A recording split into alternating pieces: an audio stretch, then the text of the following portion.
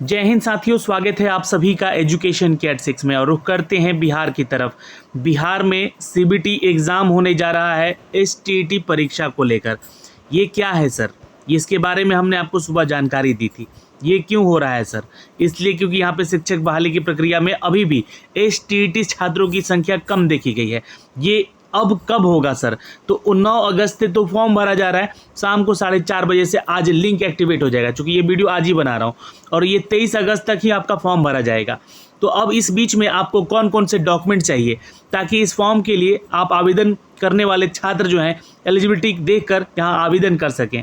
दोस्तों, परीक्षा आवेदन पत्र की जो विधि है, यानी कि आपको जो है फॉर्म भरने की जो प्रोसेस है, ये बीएसईबी के ऑफिशियल वेबसाइट पे देखने को मिल जाएगी।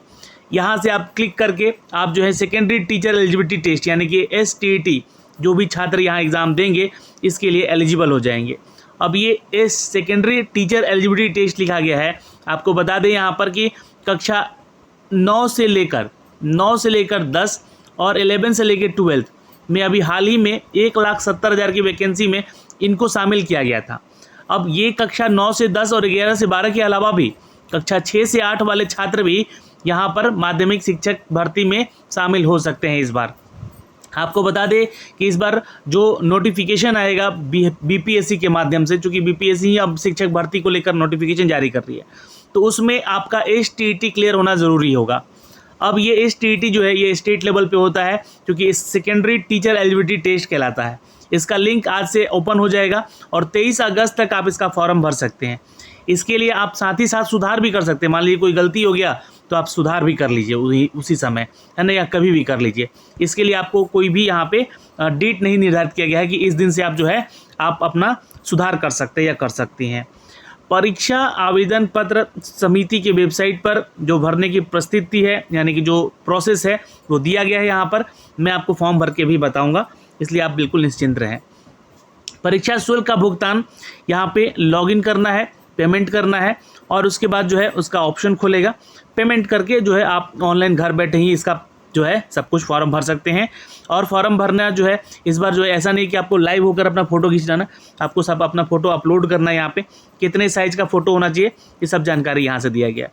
वैसे तो ये वीडियो मैं आपको बना रहा हूँ कि यहाँ पे कौन कौन से वो डॉक्यूमेंट चाहिए, तो डॉक्यूमेंट्स की शुरुआत यहीं से हो जाती है, फॉर्म भरने से ही। तो कौन कौन सा और डॉक्यूमेंट चाहिए इसके बारे में ये वीडियो बना रहे हैं, तो वीडियो को ध्यान से देखिएगा। लेकिन उससे पहले एक जानकारी मैं आपको दे दूं, यहाँ पे इस नोटिफिकेशन को लेकर बिहार विद्यालय परीक्षा समिति की तरफ से ये नोटिफिकेशन जारी किया गया है दोस्तों, जहाँ पर माध्यमिक और उच्च माध्यमिक के लिए ये नोटिफिकेशन जारी किया गया है। यह एक शिक्षक पात्रता परीक्षा है दोस्तों, जिसमें कि आप माध्यमिक यानी कि कक्षा 6 से 8 वाले भी आवेदन करेंगे, ठीक है, और कक्षा 9 से 10 वाले और कक्षा 11 से 12 वाले यहाँ पर आवेदन करेंगे उच्च माध्यमिक के लिए। अब यहाँ पे एक चीज़ डाउट होगा आप लोगों को कि क्या कक्षा 1 से 5 वाले आवेदन कर सकते हैं यहाँ पे? तो देखिए, आपके लिए सीटेट होता है, आप सीटेट देते हैं। एक छात्र का कमेंट आया हुआ था कि क्या हम लोग डीएलएड वाले को कुछ यहाँ पे अपडेट नहीं किया गया है। तो देखिए, कक्षा 1 से 5 तक में जो है आपको डीएलएड मांगा जाता है। तो यहाँ पे जो है माध्यमिक और उच्च माध्यमिक में डीएलएड वालों को अलाउ नहीं किया गया है। पूरे नोटिफिकेशन में कहीं भी ये अपडेट नहीं किया गया है। अभी हाल ही के दिनों में कुछ कोर्ट के मामले हैं जो कि आप लोगों ने जाना होगा उसको, और यहाँ पर जो है डीएलएड वालों को अलाउड नहीं किया गया है इन बहाली की प्रक्रिया में, एसटीईटी के इस एग्ज़ाम की प्रक्रिया में। अब देखिए, आपके सामने सवाल उठेगा कि वो कौन कौन सी सब्जेक्ट्स हैं। तो यहाँ पे देखिएगा, उच्च माध्यमिक में तो 12 ऐसे भाषा हैं जिसमें कि आपको 50% के साथ जो है उत्तीर्णता होनी चाहिए, और इसका डॉक्यूमेंट्स आपके पास क्लियर यानी कि पास आउट का होना चाहिए। एक छात्र यहाँ पे ये भी पूछे थे कि हम अपियरिंग में है बीएड के 22 से 24 वाले सेशन में, तो क्या आवेदन कर सकते हैं? तो बिल्कुल नहीं कर सकते हैं आप, है ना, क्योंकि यहाँ पे अपियरिंग वालों का भी कोई अपडेट नहीं दिया गया है। एक छात्र यहाँ पर ये भी पूछ रहे थे कि जो नोटिफिकेशन जारी किया गया है, इस नोटिफिकेशन में जो पात्रता दिया गया है उत्तीर्णता को लेकर कि सामान्य वर्ग के लिए 50%, पिछड़ा वर्ग के लिए 45.5 और अत्यंत पिछड़ा वर्ग के लिए 42.5, एससी एसटी के लिए 40% और दिव्यांग के लिए 40%, महिला के लिए 40% उत्तीर्णता यहाँ पे अंक लेकर आना जरूरी है, तभी आप यहाँ पे पास माने जाएंगे यानी कि योग्य पाए जाएंगे। EWS का जो है यहाँ पे अपडेट नहीं दिया गया है। तो क्या EWS को जनरल कैटेगरी में रखा जाएगा या इनको भी आरक्षण दिया जाएगा, इसकी जानकारी आयोग यहाँ पे डालना भूल गया है या फिर जानबूझ के नहीं डाला गया है, इसका जवाब हम लोग आयोग से ज़रूर पूछ रहे हैं इस वीडियो के माध्यम से। तो ये सारी जानकारी यहाँ से दी गई है।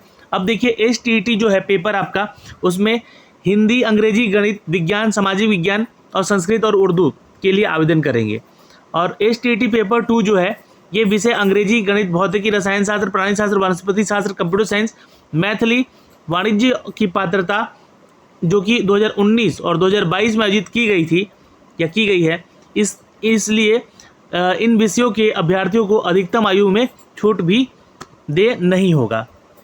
यानी कि जो लोग STET 2019 और 22 दिए हैं और उनका एज में क्वालिफिकेशन में जो है यहाँ पर छूट नहीं मिलेगा, है ना। अगर आप इस एज क्राइटेरिया में आते हैं जहाँ पे जनरल कैटेगरी को 37 साल उम्र दिया गया है तो आवेदन कर सकते हैं, उस उम्र सीमा में आते हैं तो। या फिर आप लोग सोच रहे हैं कि 2019-22 वाले जो एग्ज़ाम दे के फिर से यहाँ पे उनका एज अगर नहीं बचा है तो उनको एज में छूट मिलेगा, तो यहाँ पे छूट आपको नहीं दिया जाएगा। प्रमाण पत्र, आइए प्रमाण पत्रों के बारे में बात करते हैं दोस्तों। यहाँ पे पेपर 1 और पेपर 2, चूँकि ये 2023 का एग्ज़ाम है और इसमें उत्तीर्णता, सभी अभ्यर्थियों को उत्तीर्णता प्रमाण पत्र निर्गत किया जाएगा। यानी कि आप पास हो जाएंगे उसका एक प्रमाण पत्र आपको दिया जाएगा, जो कि आदेश संख्या ये है, आप देख सकते हैं।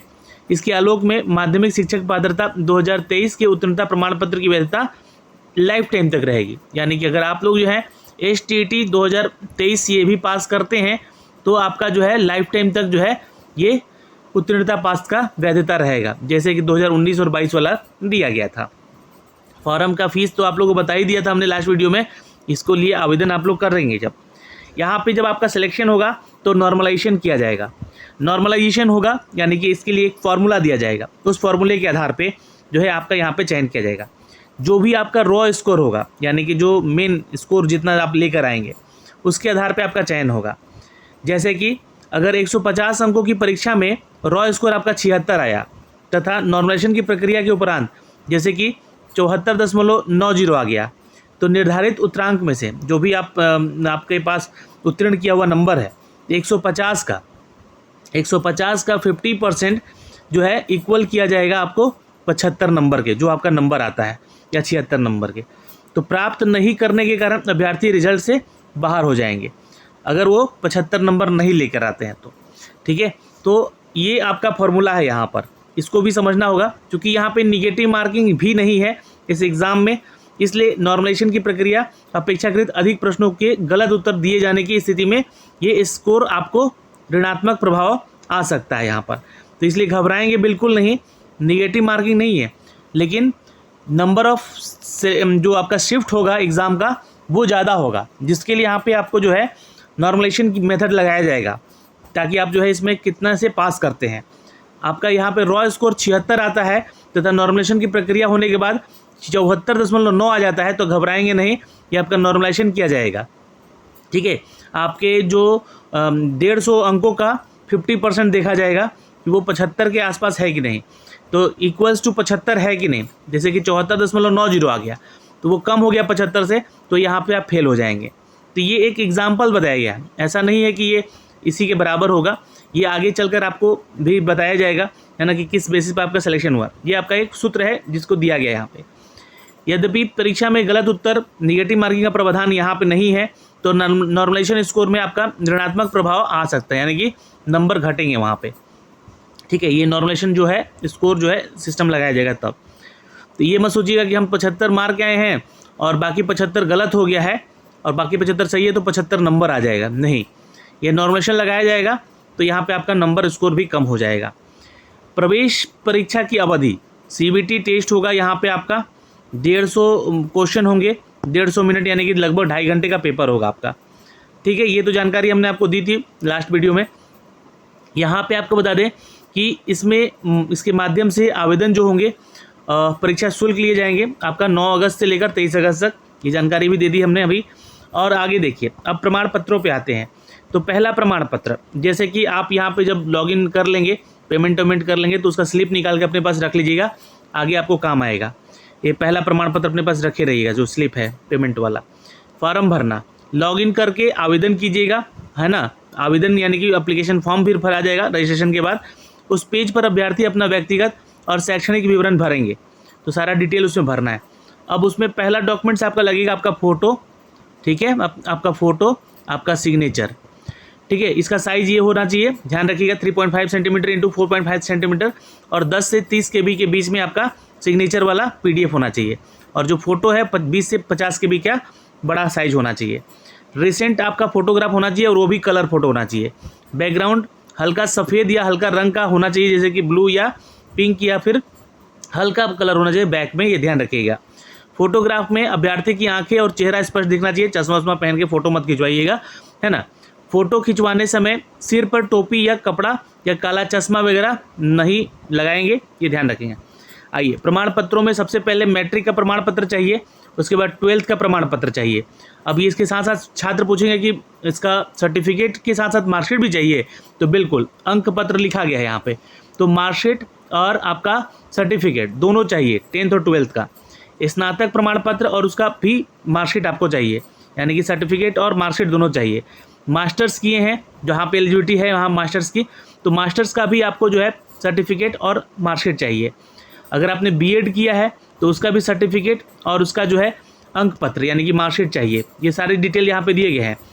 और अन्य शैक्षणिक योग्यता यदि है तो उसके बारे में उसका जो है मार्कशीट और उसका सर्टिफिकेट चाहिए।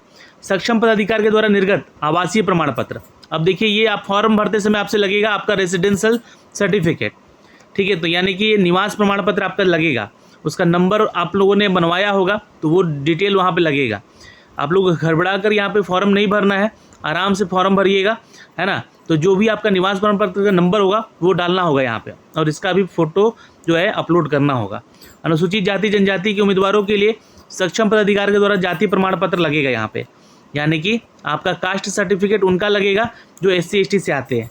OBC या EBC से आप आते हैं तो आपका NCL का सर्टिफिकेट भी लगेगा। अगर आप NCL के तहत नहीं आते हैं तो आपका कास्ट सर्टिफिकेट लगेगा, तो इस बात का ध्यान रखिएगा। आरक्षण का दावा करने वाले विवाहित महिलाओं के जाति या फिर अद्यतन जो क्रीमी लेयर रहित प्रमाण पत्र उनके पिता के नाम और पता से निर्गत होना चाहिए। यहाँ पे पति वाला नहीं चलेगा, पिता वाला चलेगा, ना कि उनके पति के नाम से, ये साफ साफ लिख दिया गया यहाँ पे। दिव्यांगता है आप, यानी कि PH कैटेगरी से आते हैं तो उनका भी सक्षम पदाधिकारी यानी कि CO या RO के द्वारा जो है आपको जो है ये वैलिड करके दिया जाएगा निर्गत प्रमाण पत्र, वो आपको लगाना है। अगर आप एक सर्विसमैन हैं, आयु में छूट चाहते हैं, तो उसका लाभ लेने के लिए यहाँ पे जो है आपको इसका डिटेल दिया गया है दोस्तों। अभ्यर्थी आवेदन पत्र जो है व्यू करेंगे और क्लिक पे अपलोड करके यहाँ पे क्लिक पर करके आवेदन परीक्षा जो है आवेदन को यहाँ पे पुनः जांच लेंगे एक बार, ठीक है। एडिट करने का मौका आपको मिलता रहेगा रेगुलरली, जो भी डिटेल आपका गलत होता है आप सुधार कर सकते हैं। अभ्यर्थी यूज़र ID पासवर्ड क्रिएट करेंगे, उसको गोपनीय रखिएगा अपने पास। ये सारी चीज़ें हैं और ये सारे डॉक्यूमेंट्स यहाँ से जो कि मांगे गए हैं, जो कि हमने आप तक पहुँचाए हैं दोस्तों, ठीक है। अब ये फॉर्म कैसे भरना है इसका एक मैं हाल ही में वीडियो बना के आपको अपलोड कर दूंगा, तो आप लोग इसका चिंता बिल्कुल नहीं करेंगे। चलिए, और भी जो भी डिटेल होगा आप लोग सवाल पूछिएगा, उसके ऊपर मैं वीडियो ज़रूर लेकर आता रहूँगा। जय हिंद।